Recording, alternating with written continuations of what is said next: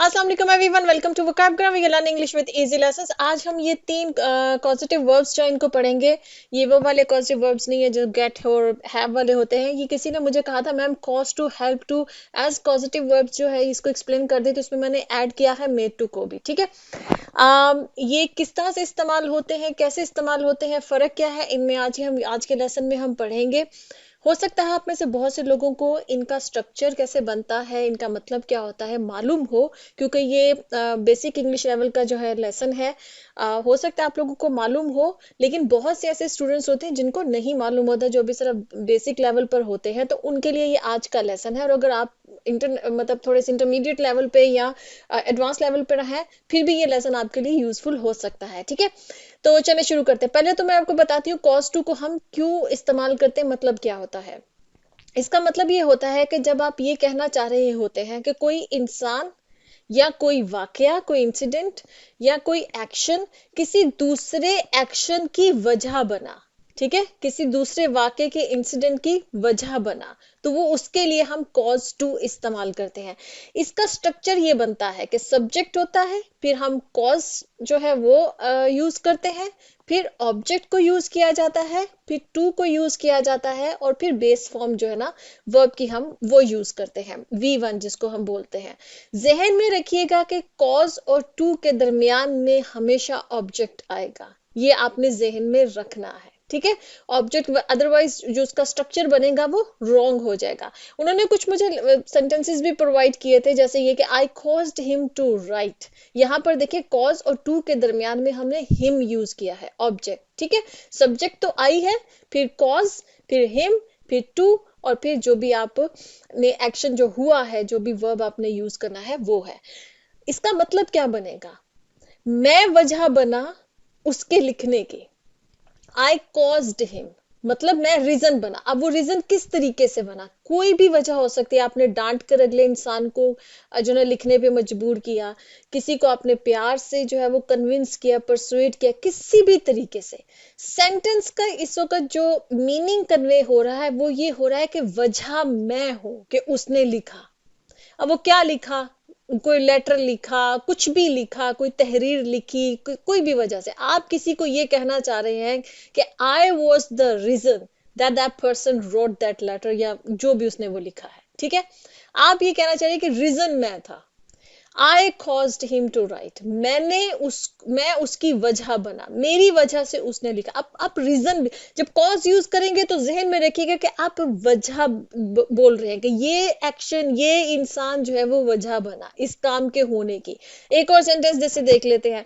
इन्होंने जो सेंटेंस मुझे प्रोवाइड किया था, he cause the match to lose, sentence वो किसी लिहाज से ठीक था आप कह सकते हैं, लेकिन वो ग्रामेटिकली करेक्ट नहीं था, तो मैंने थोड़ा सा उसको करेक्ट करके लिखा है, he cause the team to lose the match. ये करेक्ट सेंटेंस बनेगा। ठीक है, मैंने आपको बोला कि ऑब्जेक्ट का आना जो है ना, कॉज और जो आप टू है उसके दरमियान में ऑब्जेक्ट का आना इंपॉर्टेंट है। ठीक है, सेंटेंस अगर आपने ग्रामेटिकली करेक्ट बनाना है तो ही कॉज द टीम, उस वो वजह बना टीम के मैच लूज करने का, मैच हारने की वो वजह बना कि टीम जो है वो मैच हार गई। ही कॉज द टीम, वो वजह बना टीम के पीछे टू लूज द मैच, कि मैच जो है वो मतलब टीम जो है वो मैच हार गई। ठीक है, ये जहन में रखना कि जब भी आप कॉज टू को यूज करेंगे तो उसके दरमियान में, कॉज और टू के दरमियान में ऑब्जेक्ट का आना इंपॉर्टेंट है। ऑब्जेक्ट क्या होता है, जिस जो एक्शन का रिसीवर होता है। ठीक है, वो उस सेंटेंस का ऑब्जेक्ट होता है। ठीक है, तो यहाँ पर एक्शन क्या हुआ है, मैच का हारना। उसका रिसीवर कौन है, टीम हारती है ना मैच, एक इंसान थोड़ी हारता है, टीम हारती है मैच, तो द टीम यहाँ पर ऐड करना इंपॉर्टेंट है। ठीक है, और एक्शन करने वाला कौन था, वो क्या लूज करना जो एक्शन हुआ है उसको करने वाला कौन था, वजह कौन बना, ही बना, तो ही सब्जेक्ट हो गया। ठीक है, आई होप कि आपको क्लियर हो रहा है। इसी तरह से जैसे the loud noise cause the baby to wake up.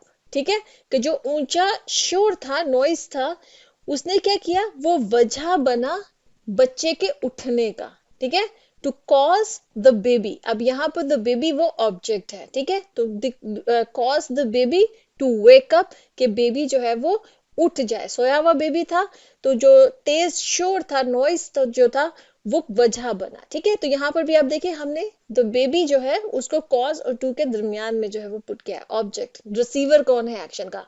ठीक है, उठना कौन उठा है, बेबी उठा है, तो वो रिसीवर है एक्शन का। ठीक है, और एक्शन परफॉर्म किसने किया है, वो नॉइज ने किया है, उठाने का काम किसने किया है, नॉइज ने किया है। ठीक है, तो वो सब्जेक्ट हो गया आपके सेंटेंस का। तो आई होप कि ये क्लियर हो गया होगा।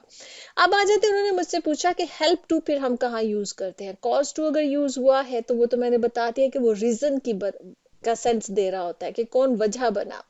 हेल्प जो है ना ये सेंस दे रहा होता है मदद का। हेल्प सबको मालूम है कि हेल्प का मतलब होता है कि मदद करना किसी की। ठीक है, अब यहाँ पर आप कह रहे हैं ना कि ही हेल्प्ड टू, जो भी आपने एक्शन करना है, इसका मतलब ये है कि वो उस एक्शन में मददगार बना, उसने हेल्प की है उस एक्शन के परफॉर्म होने में।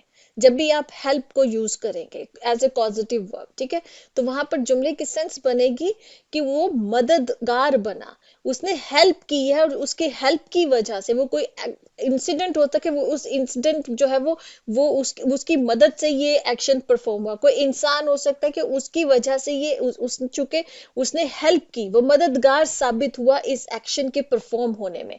इसमें आपने दो चीजें जहन में रखनी है, मतलब एक ही चीज जहन में रखनी है, वो ये रखनी है कि हेल्प के साथ हम दो तरह से सेंटेंस बनाते हैं। हम टू के साथ भी बना लेते हैं और हम टू के बगैर भी बना लेते हैं। ठीक है, टू आप यूज कर भी सकते हैं, टू नहीं भी यूज कर सकते हैं, दोनों तरह से सेंटेंसेस करेक्ट होते हैं। इसीलिए देखिए मैंने दोनों जो है वो स्ट्रक्चर्स उसके लिख दिए हैं। जैसे कि सब्जेक्ट है, फिर आप हेल्प यूज करते हैं, और इसमें भी जहन रख लीजिए कि हेल्प, और अगर आप टू यूज कर रहे हैं तो भी हेल्प और टू के दरमियान में ऑब्जेक्ट का आना जरूरी है। ठीक है, और फिर अगर आप टू के बगैर यूज करें तो हेल्प के फौरन बाद ऑब्जेक्ट आएगा, और फिर जो V1 है बेस फॉर्म है वर्ब की, वो हम यूज करेंगे। सेंटेंस जैसे है, she helped to clean the house, उसने मदद की घर साफ करने में, शी हेल्प्ड। ठीक है, यहाँ पे हेल्प का मतलब होता है मददगार साबित होना। ठीक है, इसी तरह से she helped clean the house. अब यहाँ पर हमने टू ओमिट कर दिया है।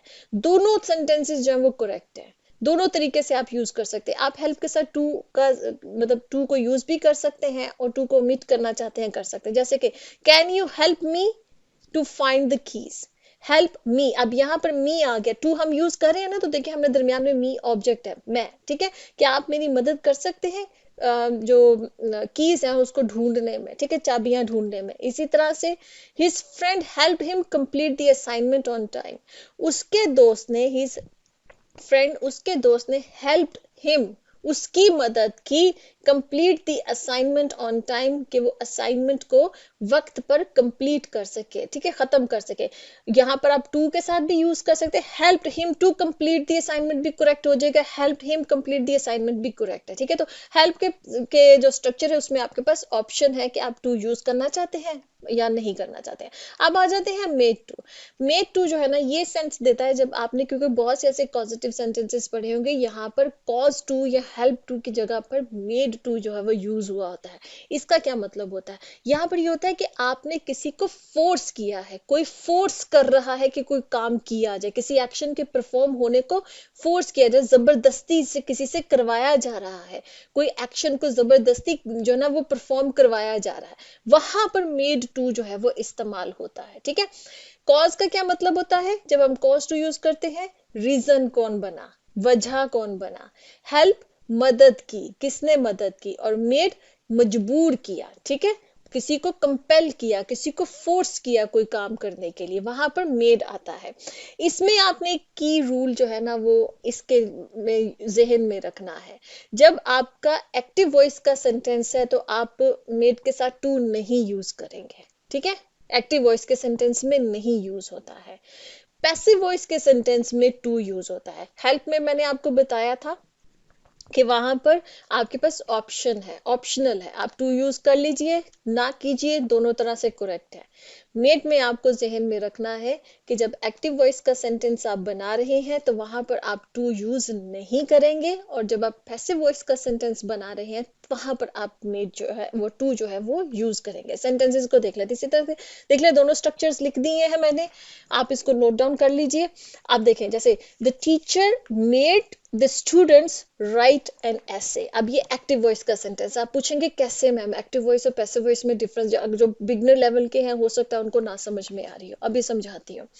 एक्टिव वॉइस का सेंटेंस वो होता है जहां पर जो एक्शन परफॉर्म कर रहा है ना वो मौजूद होता है, ठीक है। अब यहाँ पर एक्शन क्या परफॉर्म हो रहा है, राइट एन essay, ठीक है। किस जो ऐसे है उसको लिखवाना, ये एक्शन परफॉर्म हो रहा है। और ये लिखवाने वाला काम कौन कर रहा है, टीचर कर रही है। टीचर स्टूडेंट से कर लिखवा रही है ना, उनको मजबूर किया है। मेड, पहले तो आप मेड को यहाँ पे समझ लीजिए कि यहाँ पर कॉज द स्टूडेंट्स अगर आ जाता है तो टीचर रीजन होती, हम ये कहना चाह रहे हैं। हमने मेड यहाँ पर लिखा है तो इसका मतलब है कि टीचर ने स्टूडेंट्स को फोर्स किया है कि वो ऐसे जो है वो उसको लिखे, ठीक है। ये एक तो मीनिंग का डिफरेंस यहाँ पर आ गया। यहाँ पर अगर हम हेल्प कर देते, teacher help the students write an essay, तो ये हो जाता है कि टीचर ने स्टूडेंट्स की मदद की ऐसे लिखने में। ये तो हो गया कि तीनों का डिफरेंस क्या है, मीनिंग में क्या डिफरेंस। अब यहाँ पर आ जाता है कि मैं आपको समझा, एक्टिव और पैसिव वॉइस का जो कॉन्सेप्ट है वो समझ लीजिए कि यहाँ पर एक्शन जो परफॉर्म हो रहा है वो है ऐसे लिखवाने का। वो लिखवाने वाला काम कौन कर रहा है, टीचर कर रही, टीचर लिखवा रही है। तो सब्जेक्ट हमारे पास अवेलेबल है, तो ये एक्टिव वॉइस का सेंटेंस है, ठीक है। अब इसी को पैसिव वॉइस में बनाएंगे तो यहाँ पर ऑब्जेक्ट है स्टूडेंट्स, क्योंकि लिखवाया किससे जा रहा है, रिसीवर कौन है एक्शन का, वो स्टूडेंट्स है। तो स्टूडेंट्स यहाँ पर ऑब्जेक्ट है, टीचर सब्जेक्ट है, स्टूडेंट्स ऑब्जेक्ट है। जब आप किसी सेंटेंस में से सब्जेक्ट को ओमिट कर देते हैं, उसको मेंशन नहीं करते हैं या उसको सेंटेंस के एंड में बाय लगाकर मेंशन करते हैं, तो वो पैसिव वॉइस का सेंटेंस है, जहां पर आप ऑब्जेक्ट को सेंटेंस के स्टार्ट में ले जाते। जैसे हमने स्टूडेंट्स को सेंटेंस के स्टार्ट में ले गए, तो यहाँ पर अब ये पैसिव वॉइस का सेंटेंस बन गया है, ठीक है। तो यहाँ पर क्या हो गया, the students were made to write an essay by the teacher. आप बाय द टीचर को ओमिट भी कर दे तो सिर्फ अगर आप इतना लिख देना, the students were made to write an essay, इतना सेंटेंस भी कंप्लीट है, ठीक है। और पैसिव वॉइस का ही सेंटेंस बनेगा ये। तो आप देख लीजिए कि जो एक्टिव वॉइस का सेंटेंस है वहां पे हमने मेड के साथ टू नहीं यूज किया है, जो पैसिव वॉइस का सेंटेंस है वहां पर हमने मेड के साथ टू को यूज किया है, ठीक है। ये आपने की रूल है जो कि आपने जहन में रखना है। She was made to apologise for being rude to her friends, कि वो उसको मतलब मजबूर किया गया कि वो अपोलोजाइज करे, वो माफी मांगे, क्योंकि वो रूड थी, अपने बदतमीजी उसने की अपने दोस्त के साथ, ठीक। अब ये भी देखें कि पैसिव वॉइस का सेंटेंस है, क्योंकि यहाँ पर क्या लिखा है, she was made to apologise, उसको मजबूर किया गया कि वो माफी मांगे। किसने मजबूर किया, एक्शन कौन सा परफॉर्म हो रहा है, अपोलोजाइज करवाने का, जो ना माफी मंगवाने का एक्शन परफॉर्म हो रहा है। किसने किया वो यहाँ पर मेंशन नहीं है, तो ये पैसिव वॉइस का सेंटेंस है, ठीक है। आई होप कि क्लैरिफिकेशन होगी, जो भी आपके कॉन्सेप्ट है कंफ्यूजन थी जो भी इस कॉन्सेप्ट में, वो सारे क्लियर हो गए होंगे। इसी तरह से कोई और ग्रामर के कॉन्सेप्ट है जो आपको कंफ्यूज करते हैं, आप वो मेरे से पूछ सकते हैं, नीचे कमेंट्स में पूछ सकते हैं, मैं आपके लिए लेसन जो है उसके लिए बना लूंगी। ओके जी, अल्लाह हाफिज।